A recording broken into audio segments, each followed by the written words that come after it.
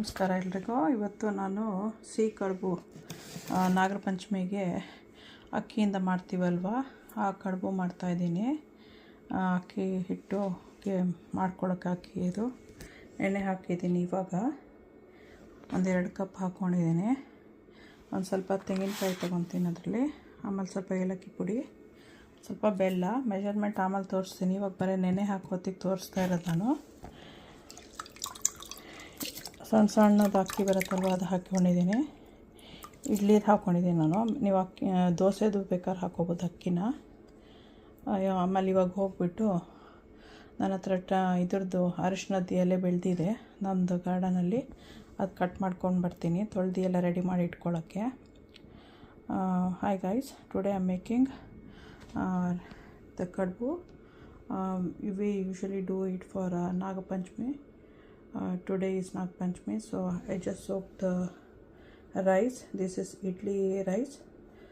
2 cup I have taken, and some ilachi powder. Coconut, this is frozen. It will defrost in a few minutes, like 30 minutes or something like that. And some jaggery.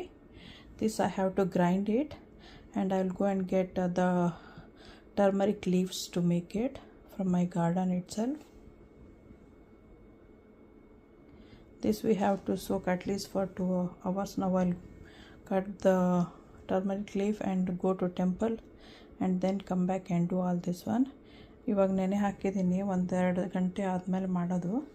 ಎಲ್ಲ ತೊಳೆದಿದ್ದೀನಿ ಚೆನ್ನಾಗಿ. ಈಗ ದೇವಸ್ಥಾನಕ್ಕೆ ಹೋಗಿಬಿಟ್ಟು ಬಂದಮೇಲೆ ಇದನ್ನು ಮಾಡೋಕ್ಕೆ start ಮಾಡ್ತೀನಿ. So ಇದಿಷ್ಟು. ಇವಾಗ ಎಲೆ ತೊಗೊಂಡು ಬರೋಕ್ಕೆ ಹೋಗ್ತಾಯಿದ್ದೀನಿ.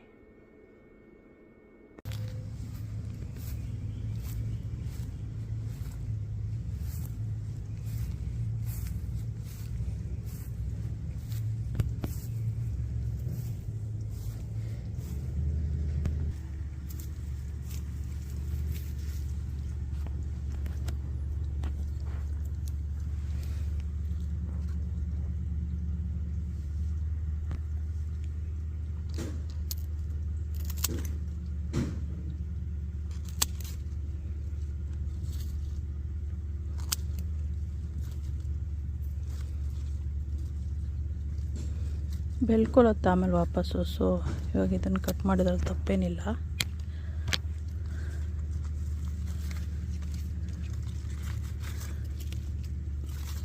ಹಾಲಕ್ಕೆಲ್ಲ ಈ ಕಡೆ ಇದ್ರಲ್ಲಿ ಸಿಕ್ತು, ಆ ಕಡೆ ಇನ್ನೊಂದಿದೆ. ಕೆಳಗಡೆಯಿಂದ ಕಟ್ ಮಾಡಿದ್ರೆ ಒಳ್ಳೆಯದು. ಸೊ